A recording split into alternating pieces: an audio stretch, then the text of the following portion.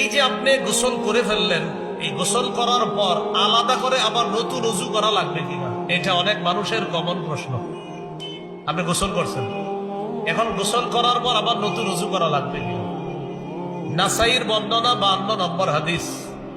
এই হাদিসের বর্ণনাকারী আম্মা জান আয়েশা সিদ্দিকা রাদিয়াল্লাহু তাআলা আনহা বলেন, কানান নবী সাল্লাল্লাহু আলাইহি ওয়াসাল্লাম লা ইয়াতাওয়াদ্দাউ বা'দাল গুসলি। রাসূলুল্লাহ সাল্লাল্লাহু আলাইহি সাল্লাম ভালোভাবে গোসল করার পর আবার নতুন করে ওযু করতেন না। নবীজি ভালোভাবে গোসল করার পর নতুন করে আর কি করতেন না, ওযু করতেন না।